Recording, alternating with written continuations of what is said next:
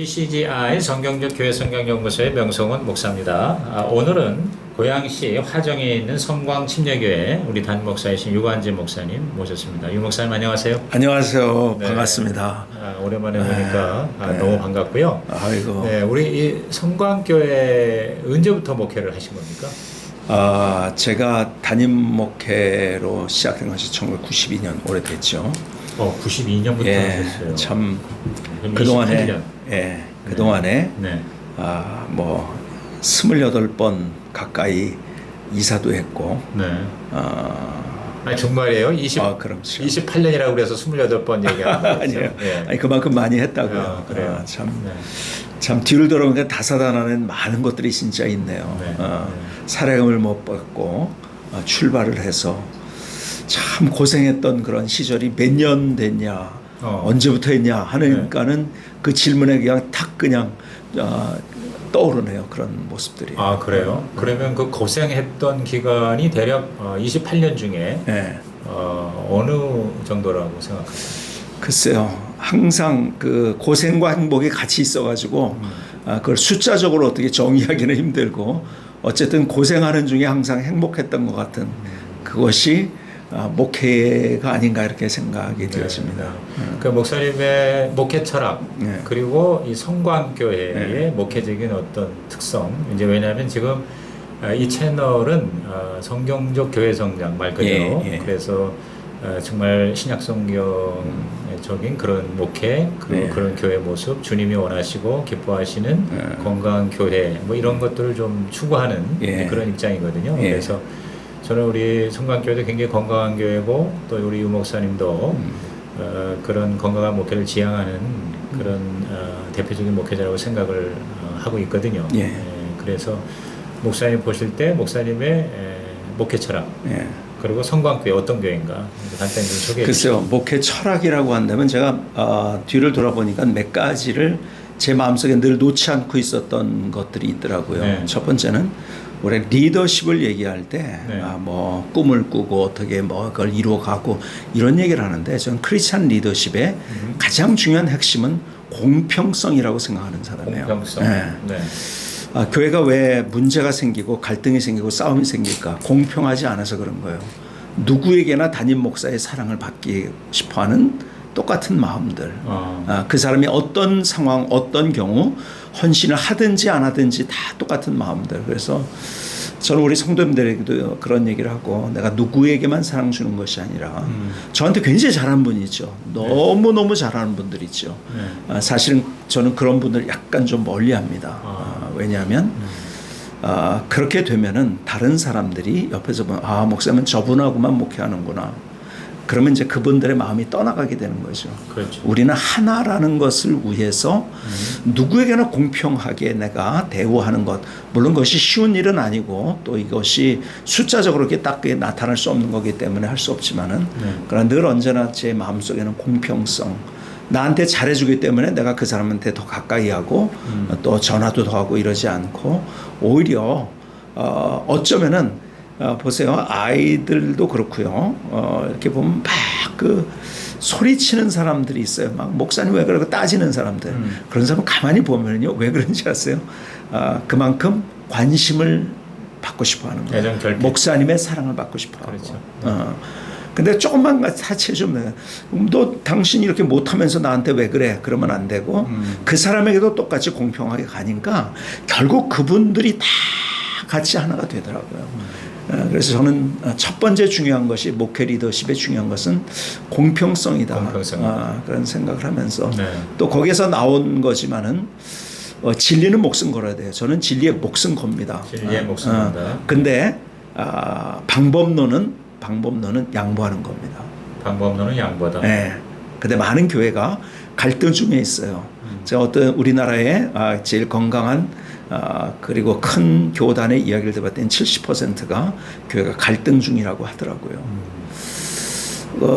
갈등 중인데 왜 갈등인가? 진리 가지고 갈등하는 교회는 없습니다. 다 방법론이에요. 그래서 저는 우리가 회의 문화도 그렇게 만들었고 다 있는 얘기 다 하게 합니다. 그러나 일단 결정이 되면은 거기서 같이 함께 가는 거예요. 나도 양보한다. 담임 목사로서 저도 양보하고 그 다음에 같이 우리가 서로 방법론. 커튼이 예를 들어서 빨간색이 좋냐 파란색이 좋냐. 그건 뭐 다 다르잖아요. 그렇죠? 그럼 어떻게 하느냐. 그건 다수결이에요. 모든 어떤 사람들이 어떤 색깔을 더 많이 좋아하는가. 그렇죠? 그런데 그걸 가지고 우기는 경우들 아닌 것 같지만 교회에 그런 것들이 너무 많이 있거든요. 그래서 진리는 목숨 걸지만 방법론은 서로 양보하고 상대를 배려해 줄 줄 아는 것, 이것을 가지고 간다면은 교회가 건강하게 가지 않을까 이런 생각을 해봅니다. 그래서 저희 교회 영성이 있어요. 그것을 우리가 첫자를 따서 용감거목이라고 합니다. 용감거목. 네. 그래서 우리가 저희 대표기도에 이거 안 하면 잘립니다. 대표기도에서. 그래요? 용감거목. 그 용감거목이 뭐냐면 이런 영성이 흐르자는 건데 용은 용서와 용납이에요. 용서와 용납. 용서해주고 용납해. 용납이 어쩌면 더 힘들다. 나와 다른 것들을 인정해 줄 줄 아는 거. 네. 그렇죠? 기도할 때도 어떤 사람은요 소리를 질러야지 기도라고 생각해요. 어떤 사람은 그 기도가 아니라 조용한. 그거는요 그 사람의 기질 따라도 다른 거예요. 그러니까 그렇게 기도하는 사람, 너는 왜 그렇게 기도해 하지 않고 그걸 다 인정해주고, 그렇죠? 우리가 같이 다른 것들을 용납할 줄 아는 것, 그래야지 건강한 교회가 되어지는. 저는 그래서 제일 중요하게 이제 우리 교회에서 이야기하는 것 가운데 용서와 용납입니다. 용서와 용납. 네. 그다음에 감사와 나눔. 감은 감사와 나눔. 네, 감은 감사와 나눔. 그래서 감사와 나눔은 같이 간다고 생각해요. 뭐 설명하려면 이제 긴 얘기지만은. 그래서 언제나 감사가 있고 나눔이 있는 그건 같이 가는 거니까요. 동시적이라고 생각이 되어집니다. 그 다음에 거룩한 갈망. 거룩한 갈망. 네. 하나님 앞에 나갈 때 그 갈망으로 나가자. 그러니까 예배를 드려도 제가 어느 날 오래된 얘기지만요. 예배를 드리는데 하나님께서 제 안에 정광석화 주신 말씀 하나가 뭐냐면 너 예배 인도자인데 예배자가 아니라는 거예요. 내가 예배 인도하고 있고 다 뭐 찬송합시다, 기도합시다, 설교하고 근데 내가 예배자가 아닌 거예요. 저 사람 저렇게 발을 저렇게 꼬고 있지? 저 왜 이렇게 늦게 들어와? 저 태도가 뭐지? 이거 보고서 사람들을 판단하고 있었지? 내가 예배자가 아닌 거예요. 네. 그날 밤에 제가 하나님 앞에 정말 뜨겁게 정말 마음을 다해서 회개를 하면서 하나님 내가 예배자가 되겠습니다.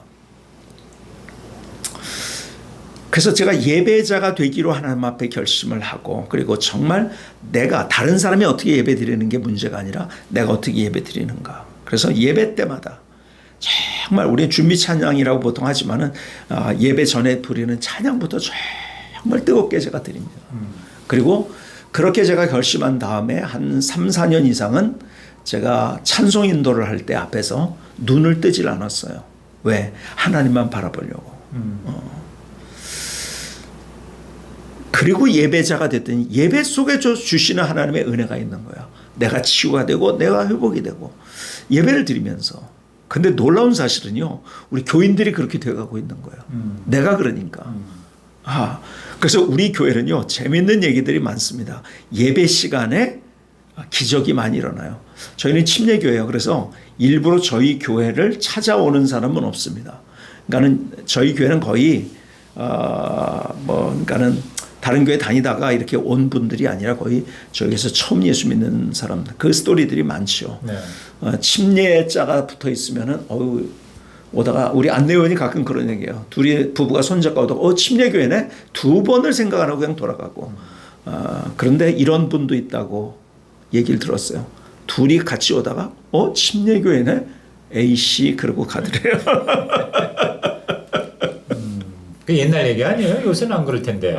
지금도 그래요. 그건 얼마 전 벌써 2년 전 얘기예요. 그게. 그래요? 얼마 안 됐네요. 그럼. 네.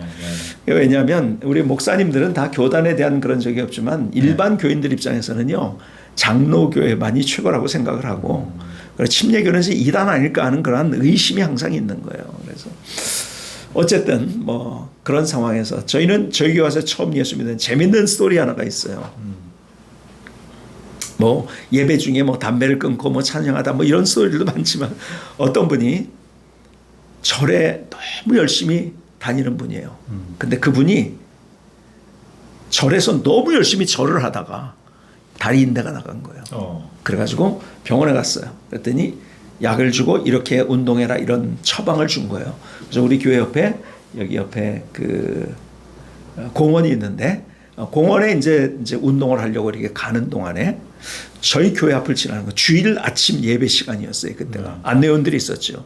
근데 예배 시간에 우리 교회 앞을 지나가는데 한쪽이 인대가 늘어나니까 쩔뚝하잖아요. 쩔뚝하는 순간이 우리 교회 방향 쪽 쩔뚝하는 순간에 저희 교인들이 안내위원들이죠. 우리 영접위원이라고 하는데 우리가 영접위원들이 우리 교원은 제가 어서 오세요 그런 거예요. 네. 그랬더니 이분이 나중에 그렇게 표현을 하더라고요. 그냥 빨려 들어왔대요. 자기 생애 처음으로 교회로 온 거야. 자기 인생에 처음 교회를 들어온 거래요. 네. 빨려서 들어왔대요. 네. 그날 복음을 들은 거예요. 예수 믿기로 결심하고. 네. 그리고 예배가 언제 있냐 다 물어보고서 새벽 기도도 있다는 얘기니까 그 다음날 새벽 기도부터 이분이 나온 거예요. 그리고 가족들 다 전도해서 다 그렇게 불교 아주 완고한 남편까지도. 어쨌든 예배 시간에 기적이 일어난 거예요. 예배에 기적이 일어난 네. 그래서 저는 하나님께서 우리에게 주신 가장 큰 은혜의 도구가 예배라고 생각이 되어지고 네. 지금 예배가 지금 같이 모이지 못하는 그런 시대에 살고 있지만 그럼에도 불구하고 우리가 어떻게 예배를 잘 드려야 될 것인가 우리 성도님에게 늘 얘기를 하고요. 그래서 뭐 거룩한 갈망 그리고 거룩한 갈망. 목숨 건 열정. 목숨 건 열정. 제가 처음에는 목숨 건 헌신이라고 했다가 이걸 바꿨어요. 네. 왜냐하면 앞서 말씀드린 대로 우리 교회의 모든 것들은 초신자 그러니까 예수 안 믿는 사람이 왔을 때 어떻게 예수 믿을 수 있는가 거기에 모든 것들이 다 있습니다. 사람들은 잘 모르죠. 그래서 어느 교회 가면 막 구호가 너무 세 막 그래가지고서 막 그냥 뭐 예를 들어서 뭐 어떤 교회는 숫자적으로 너무 그냥 뭐 몇 명 예배 드리는가 뭐 몇 명 어쩌고 막 그러니까는 이게 새신자들이 와서 마치 이게 어디가 보험회사의 실적처럼 그렇게 실적을 올리려는 데가 교회가 아닌가 하는 그런 느낌을 받으니까 왔다 가도 그냥 가버리는 거죠. 네. 그래서 그래서 그들이 어떻게 교회에 와서 예수를 만날 수 있을 것인가. 그래서 목숨을 헌신을 써놨다가 이것이 더 좋은 단어가 있는데 그것이 열정이다. 열정. 근데 제가 열정이라는 단어를 굉장히 좋아합니다. 네. 열정은 첫 마음이에요. 내가 목사 안수 받을 때 처음에 가졌던 그 마음. 첫 마음, 첫사랑. 첫사랑. 네.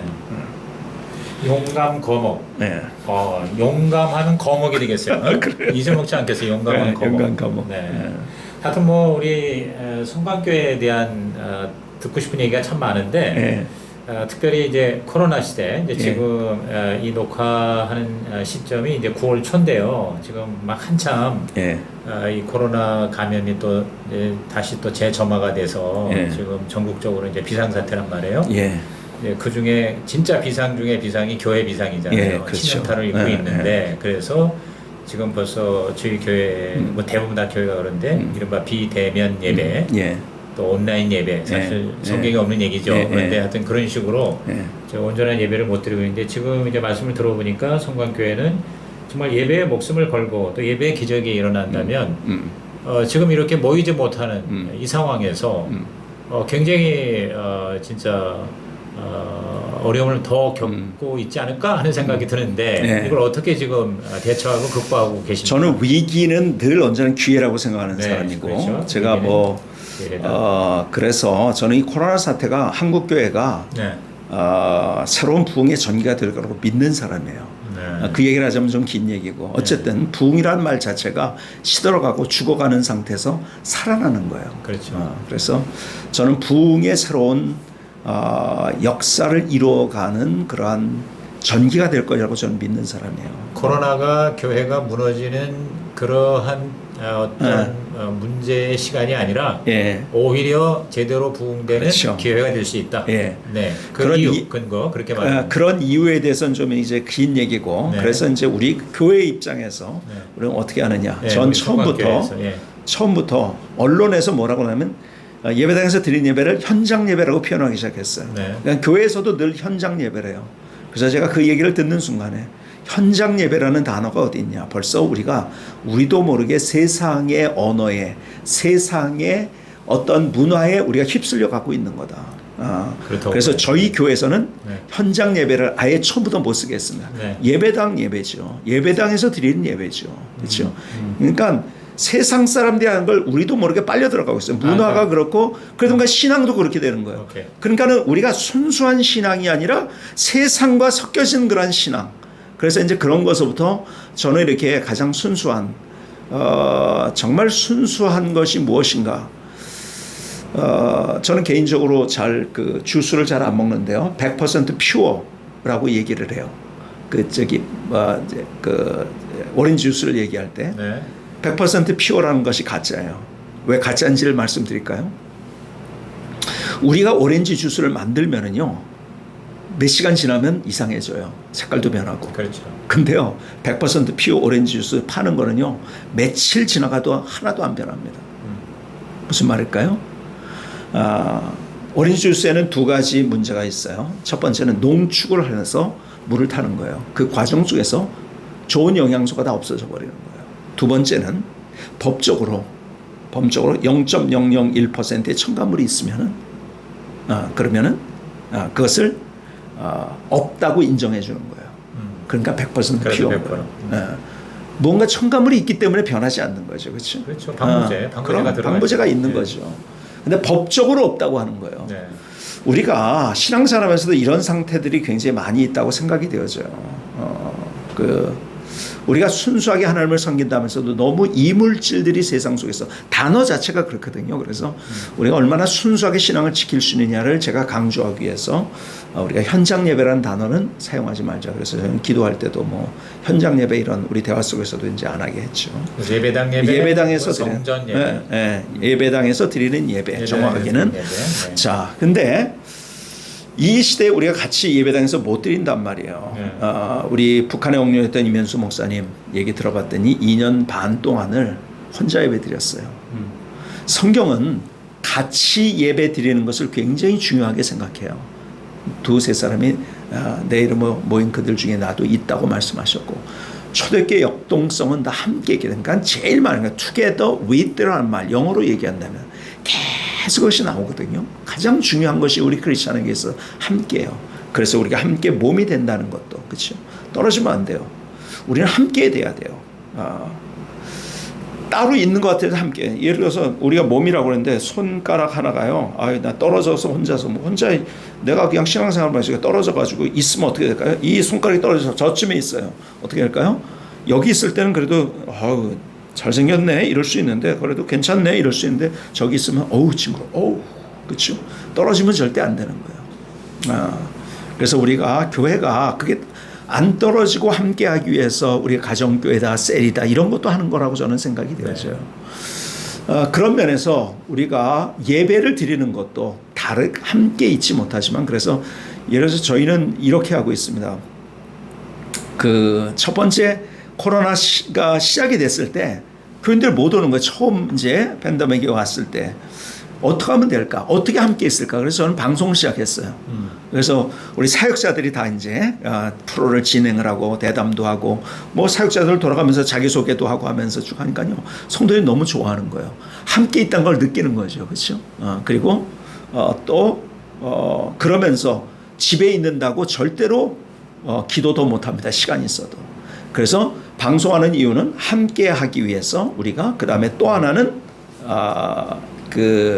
기도하기 위해서. 그래서 프로 하나가 끝날 때마다 우리는 기도 제목을 놓고 같이 이거 기도하자. 그래서 틀어놓으면 되는 거예요. 그냥 유튜브를 틀어놓으면 우리는 실시간 방송. 주일 예배 말고 말하는. 그렇죠. 주일 예배 말고. 평일날에 계속 교회에서 그렇죠. 방송을 하는 방송을 했죠. 유튜브 방송. 유튜브 방송 계속해서 교인들이 함께라는 것을 느끼게 했고 그다음에 이제 예배에 있어서도 저희는 지금 예를 들어서 저희가 저녁 기도회를 하고 있는 중입니다.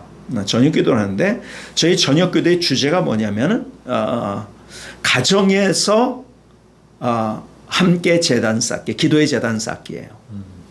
가정에서? 네. 가정에서 가족이 함께 기도를 해본 적이 있을까요? 많은 경우에 뭐 그냥 형식적인 예배 드리는 데들도 많고 같이 뜨거운 마음으로 기도한 가정이 내가 보니까 별로 없는 것 같더라고요. 그렇지. 그래서 우리가 교회에서 온라인으로 같이 이렇게 기도를 하지만은 우리가 그렇게 했어요. 가족이 같이 모이자. 그리고 혼자 있는 사람들도 있어요. 그럼 누군가 같이 하자.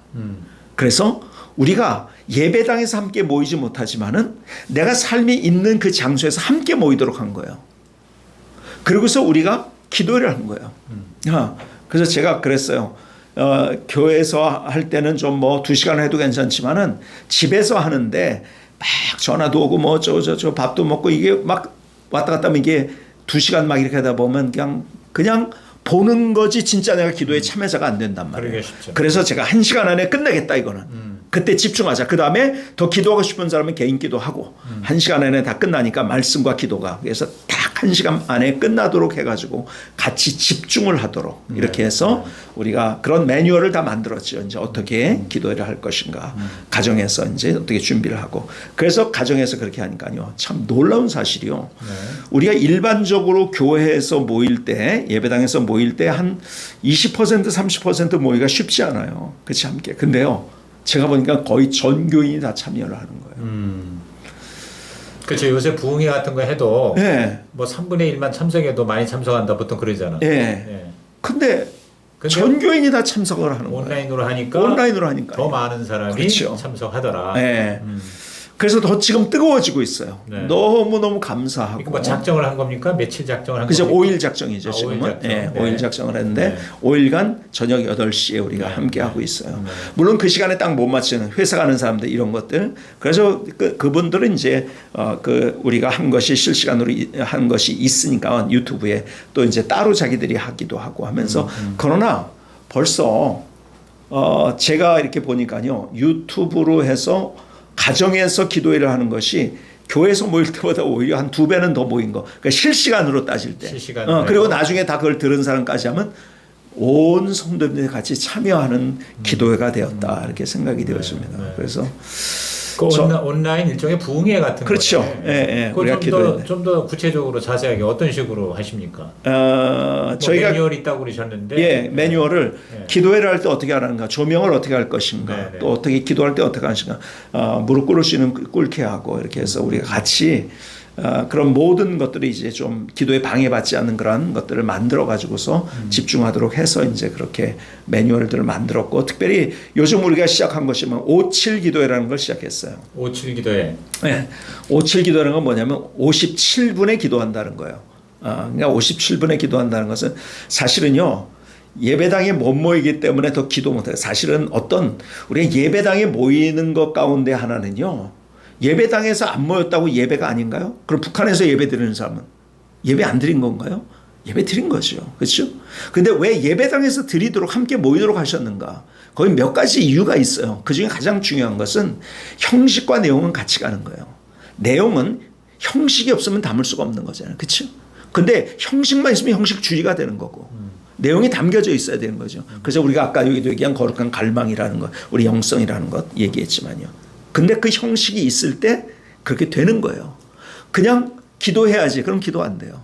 어떻게 기도하겠다는 시스템이 안 만들어지면 기도 못 하는 거죠. 그래서 같이 기도할 수 있는 시스템 중에 우리가 57 기도회라는 걸 만들었어요. 그래서 8시 3분 전 7시 57분이죠. 그러니까. 그렇죠. 그렇죠? 3분 전. 네, 3분 전. 12시 3분 전. 그래서 11시 57분. 이렇게 해서 57분에 우리가 같이 한 번이라도 알람을 맞춰놓고 다 알람을 맞춰놓겠고요. 알람을 맞춰놓고 그 다음에 기도를 하는데 첫 번째 1부는 우리 나라를 위해서 대한민국을 위해서 또 그리고 교회를 위해서 그리고 두 번째는 나의 기도를 필요가 있는 분들을 위해서 세 번째는 자신과 가정을 위해서 1분씩 기도하는 거. 근데 우리가 기도할 때 그렇잖아요. 내가 꼭 기도할 수 있는 자리에 있는 건 아니잖아요. 그렇죠? 뭐 전철을 타고 있을 때가 있고 그때 대화 중일 때도 있고 일하고 있을 때도 일하지만은 우리의 시선은 위를 바라보는 것이다. 일하면서도. 그리고 그때 그렇게 같이 일하는 동시에 같이 또 기도하는 거다.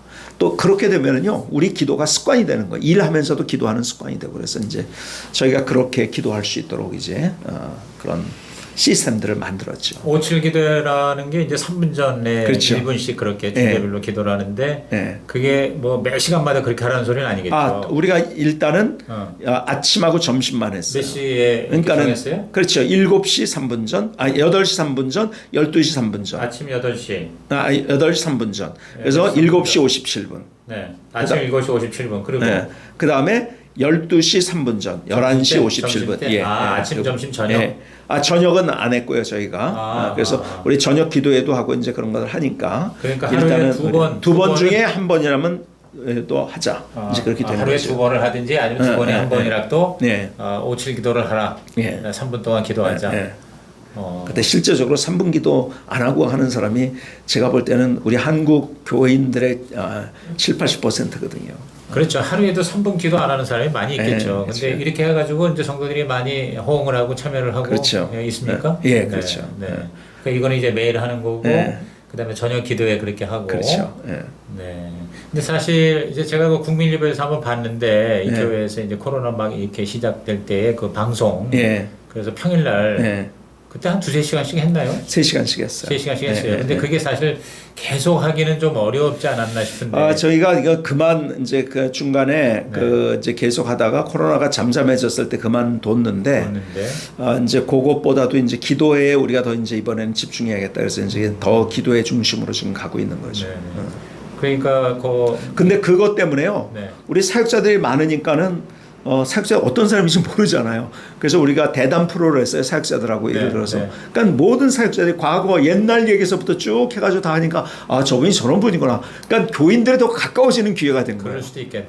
굉장히 가까워지는 기회가 옛날에는 됐어요. 그냥 멀리 쳐다보고 그렇죠. 직접 설교하면 설교만 듣는데 그렇죠. 그 사람의 인생 이야기라든가 에피소드 뭐 이런 거. 그러니까 저희 집사람도 마찬가지고. 그러니까 그건 뭐 사역자뿐만 아니라 평신도들도 그렇게 또 출연을 하면 더 그렇게 가까워질 수도 있겠다는 생각이. 저희 집사람도 잘 모르는 사람이 너무 많은데 그거 보고서 이제 많이 알게 됐죠, 이제.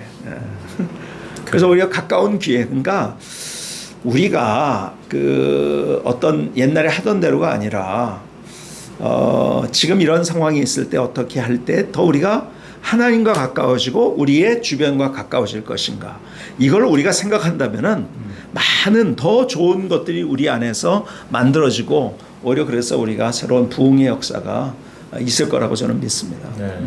마음이 있으면 길이 있다. 우리가 지금 사실은 제가 어저께도 설교하면서 그런 얘기를 했는데 요즘 기독교를 표준어가 바뀌었어요. 일반 사람한테는. 아주 표준어라고 이제는 여겨질 정도로 개독교라고 불러요. 그렇죠? 참 너무 서글픈 현실이죠. 근데 역사를 읽다 보니까요, 교회가 교회다울 때는요, 오히려 제일 교회가 어떤 뭐라 그럴까, 교회답지 않았을 때는 안 그랬는데요, 교회다웠을 때 제일 그런 비난을 제일 많이 받았습니다. 그리고 초기 250년 정말 그 로마의 박해 아래 있을 때, 그때 얼마나 정말 모든 것들 뭐 지금 우리가 사실 우리 뭐 교회, 제가 볼 때는요, 정상적인 교회에서 예배 드리면서 주일 예배 드리면서 확신된 거는 거의 없다고 생각해요. 뭐 자기들끼리 만나서 그런 건 있을 수 있고, 그리고 대부분이 여기 고양시에도 뭐 거멍대는 교회가 많이 있는데 계속 지금도 신문에 나와요. 근데 거기는 교회 역할을 하는 데가 아니에요. 목사님이 다단계 하는 분이고, 한 분은 정통 교단에 속해 있는가 뭐 하는지도 모르는 교회예요. 그러니까 거의 이단들이에요. 그러니까 그게 다 드러나는 거죠, 우리 입장에서는. 근데 세상 사람 다 똑같이 보고 계속 정부에서 주는 이제 보도 자료는 이제 교회예요. 다 교회 발이에요. 그러니까 본인이 다단계에서 걸려온 거예요. 가족들한테 한 거예요. 그 가족들이 딴 데로 간 거예요. 근데 다 교회 발이에요. 왜? 교인이기 때문에. 얼마 전에도 여의도 교회 교인이 예배도 안 드린 상태에서 드렸는지 안 드렸는지도 모르면서도 신문 기사의 헤드라인을 봤어요. 세계 최대의 교회 여의도 교회도 드디어 뚫렸다. 그게 뭐냐면 자꾸 교인이면은 하여간 걸리면은 이제 그게 신문에 나는 거예요. 그러니까 마녀 사냥이라고 옛날에 그런 것도 했지만, 누군가가 좀 이제 거기에 몰아놔야지 다른 사람들이 이제 그 희생양을 삼아야지. 그러니까 교회가 희생양이 돼서 억울한 측면이 있죠. 그러나 저는 그게 억울할 게 아니라 역사 속에서 항상 그랬어요. 저기 네로가 불질러 놓고 기독교인이 그랬다. 예수님도 너희가 네. 까닭 없는 미움을 받을 것이다. 네. 그때 기뻐하라. 예. 그러니까 어떻게 보면 물론 교회도 잘못한 것도 있지만 그래. 그런 대다수의 교회는 최선을 다했는데도 그렇죠. 불구하고 억울한 면이 있고 예. 그래서 사실은 더 그것이 마음 아프고 힘들고 한데 마지막으로 우리 목사님께서 사실 목사님 교회 규모라든가 아니면은 또 목회적인 여러 가지 역량으로 이렇게 오히려 더 위기를 위대한 기회로 삼는 그런 노력이 이렇게 가시적으로 보이는데 이제 그렇지 못한 많은 교회 또 적은 교회라든가 그 다음에 준비되어 있지 못한 이런 교회의 목회자들 굉장히 힘들고 예. 어떻게 보면 치명타거든요, 사실. 예. 이제 이러한 교회 동역자들 또 특히 이제 성도들 그들에게 이 코로나 이러한 상황에서 우리가 앞으로 어떻게 견디고 버티고 살아야 할 것인가 목사님께서 기도하시면서 평소에 가지고 있는 예. 뭐 그러한 어떤 권면이 있다면 좀 한 말씀 해주시죠. 예, 저는 다 똑같다고 생각해요. 아까도 얘기했던 것처럼 교회의 가장 중요한 것은 함께거든요. 그래서 함께 모이는 거고 그런데 예배당 예배가 안 된다고 함께가 안 된다는 것은 아니라고 저는 생각을 해요. 작은 교회들도 그렇기 때문에 더 가까운 터치를 해줄 수 있다. 터치를 할 수 있는 방법을 찾아야죠. 함께 할 수 있는 방법들을. 그래서 작은 교회들이 사실은 이제 뭐 유튜브 방송도 못하고 이제 그렇게 됐다 하지만은 제가 얼마 전에도 작은 교회 목사님한테 이제 저희가 왔어요. 본인 교회는 다 나이가 들었대요. 유튜브를 못 본대요. 어떻게 해야 되느냐. 그래서 어차피 교회 와서 같이 예배를 못 드리니까 유튜브로 할 수 있는 것들을 마련해야 된다. 그래서 그러니까는 못하니까 요즘은요 다 스마트 TV가 있어요. 그리고 그분들이 다 2G를 쓰는 분도 있다는 거죠. 그리고 이거 볼 줄도 모른다는 거죠. 그래서 요즘요 조그만 모니터가 조그만 스마트 TV 기능이 다 있기 때문에 유튜브만 틀을 수 있는 것들이 있다고 했어요. 그래서 내가 볼 때는 누군가 모금을 하든지 그 10만 원, 20만 원이면은 그 집에 한 달 해가지고 예배만 드리는 전용으로 만들 수 있는 것이 있다고 생각해요. 유튜브로. 그래서 그렇게 하면 어떻겠느냐 제가 제안을 했어요. 그래서 그러니까 그래 뭐 셋톱박스를 만드는 이걸 어떻게 해야 되나 고민을 많이 하다가 제가 이제 몇 마디 한 거 가지고 많이 이제 어떻게 해야 될지 풀렸다고 얘기하더라고요. 다 경우는 달라요. 그런데 우리의 초점이 이것이 된다고 되면 중요하다고 생각이 되죠. 초점이 그럼에도 불구하고 어떻게 우리가 예배자가 될 것인가 또 우리가 함께 할 것인가 결국 교회는 그거거든요. 그 방법은 여러 가지인데 결국은 그거거든요. 내가 어떻게 하나님께 예배 드리고 또 함께 같이 만날 것인가 그렇게 할 수 있는 것을 연구를 해서 같이 제가 이제 주변에 작은 교회들은 그런 것들도 했어요. 이제 같이 차를 타고 와가지고 같이 뭐 이제 그래서 주변에 그렇게 예배 드리는 교회들이 많이 요즘 생겨나고 뭐 이제 많더라고요. 네. 그냥 예배 못 오니까 주차장만 있으면은 그냥 거기 가서 주차장에 모여서 차에서 서로 이렇게 하고서 예배 드려라. 응? 그 유튜브 연결도 할 수 있고 그렇게 되면은요 작은 교회들도요 누가 못하는 사람이 있으면 좀 모셔오게 하고 뭐 이렇게 하면 더 터치가 되거든요. 뭐 이렇게 해가지고 유튜브 못 보는 사람이 있으면 또 유튜브 볼 수 있는 많은 기계들이 많아요 요즘. 그래서 그런 걸 연구해 가지고서 그 차 안에다 딱 넣어놓고 그래서 예배 드릴 수 있게 한다고 한다면은 그 다 가능할 수 있지 않은가 생각이 되어지고 우리가 그냥 여기서 손 놓고 있는 것이 아니라 저도 처음엔 당황이 되더라고요. 예배를 못 드린다는 거 어떻게 해야 되는가. 근데요. 우리가 두 가지 중심만 가지고 있으면 된다고 생각합니다. 내가 어떻게 하나님 앞에 예배자가 될 것인가. 그리고 내가 또 그러면서 내가 함께한 우리 성도들이 같이 교회로 묶은 것은 함께하기 위해서 어떻게 함께할 것인가.